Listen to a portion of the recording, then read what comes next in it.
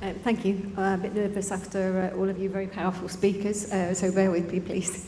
I am Caroline, and I am one of a team of 37 phlebotomists from Gloucestershire Royal and Cheltenham General Hospitals. We are one team, just 37 of us cover both sites. And yesterday did mark the 100th day of our strike action. We believe that we might have even set an NHS record as a result of our chief executives.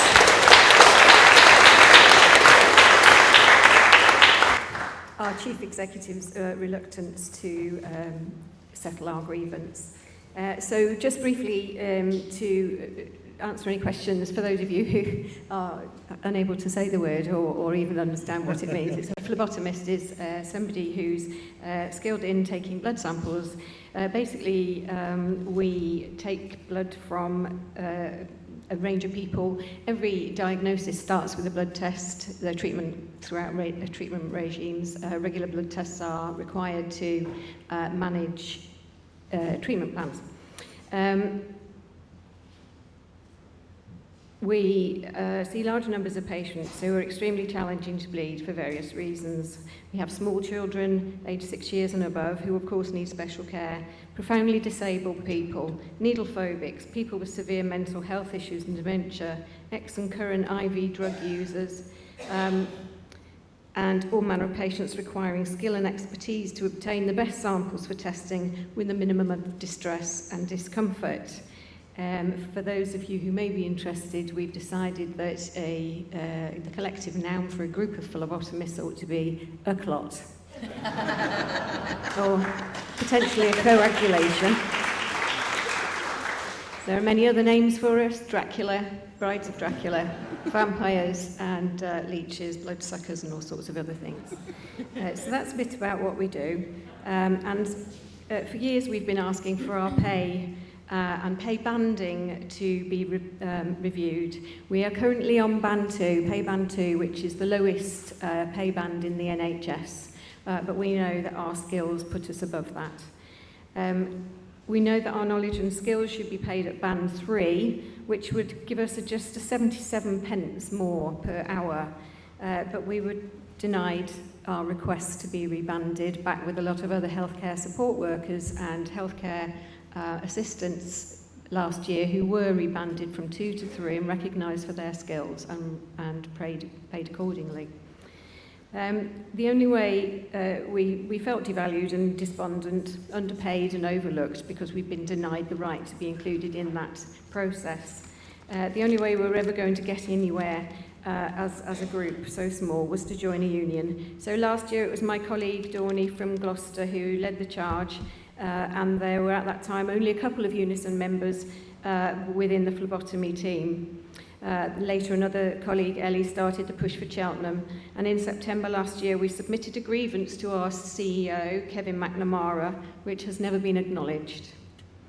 This was the final insult, and so in October our team elected its representatives, myself being one of them, and we took a consultative ballot to go for strike action, and that resulted in a 100% return on that vote to go for strike.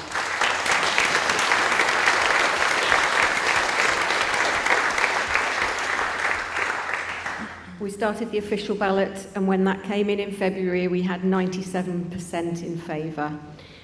Incidentally, when we walked out on the 17th of March, we had 100% of our team with us, and we still currently do.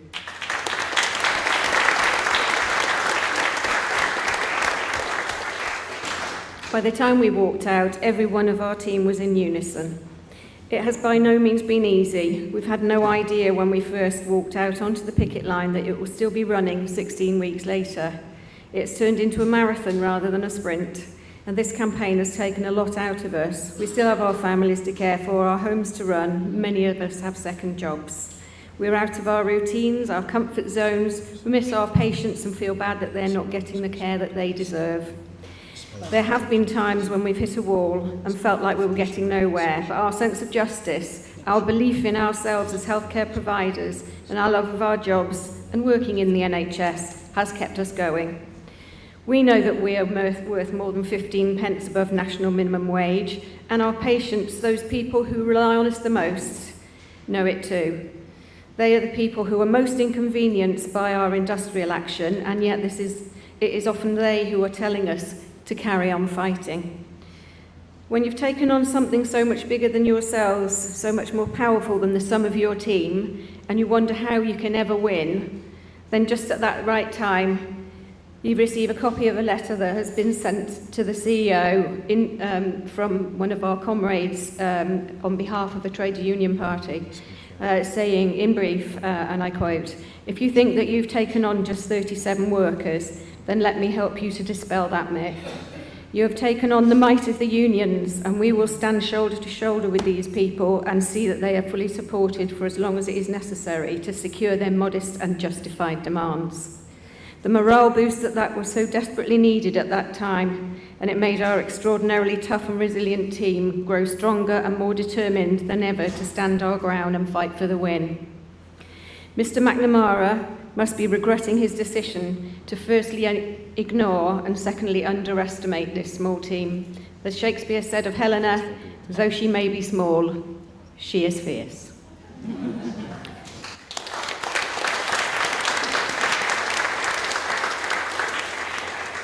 We would not have been able to do this without the knowledge, support and guidance of our Unison officers. However, it is us, the recently named, thank you Chris, Magnificent 37 who are the union, and it is our fight. Financially it's tough, we're all taking a hit, but we've been underpaid for so long that we've become experts at stretching out the budget.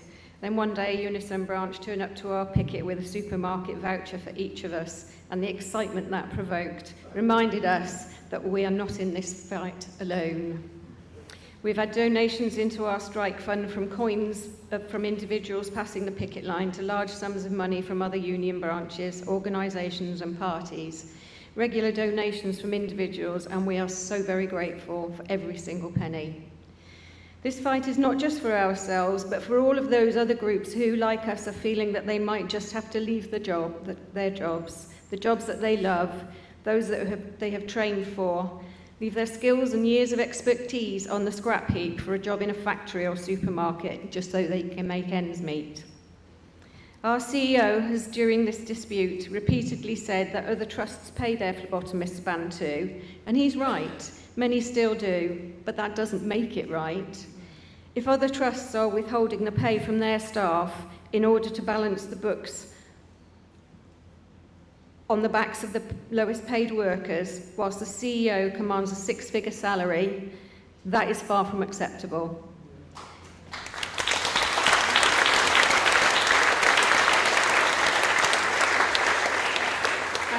At a time when recruitment and retention is such an issue in the NHS, surely there's an argument and an urgent need to address these issues and ensure that staff are properly paid and properly valued.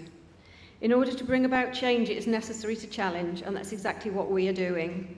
As a result of our challenge, many hospital trusts have already rebanded their phlebotomy teams without the need for industrial action, and many more across the country are watching our campaign very closely to see what happens. We have, with the help of so many of you, built up layers and layers of pressure on our CEO and his senior managers. We've contacted governors, met with MPs, been invited to the Houses of Parliament, where we gain cross-party support from all of our Gloucestershire MPs who have written to our CEO. We've been invited to talk at meetings and rallies, been on TV and radio. And during this time, our senior management have all along and through every means possible blocked a job evaluation panel from taking place to review our pay. In fact, they had some idea of a job evaluation panel was to telephone 2 job evaluation trained personnel on the afternoon of one of their failed self-imposed deadlines and ask them to sign off on a job panel that didn't take place. Both of those personnel refused. The next of their stunts was to suggest that a review panel had sat, and they did. What happened, though, was that when it looked like the panel were going to reach an unfavourable decision in our favour against the trust, they pulled the plug on that meeting and said the meeting was over, that's not what we're here for. This is But as a result of the pressure that we've put on our CEO, he's finally had to back down and agree to the one thing he wanted to avoid, a job evaluation panel. This is a massive step forward for us, but we know how our trust have tried to deviate and wriggle out of their responsibilities to fair process, so it's not over yet. The cost of this dispute is immeasurable, not just financially and personally, but the loss of trust in those who are employed on vast salaries to deliver on patient care and staff welfare is irreparable. We have no idea just how long this will continue for, but we know this: we are a magnificent team. We started out strong and have grown stronger, but without solidarity, we are lost. Thank you.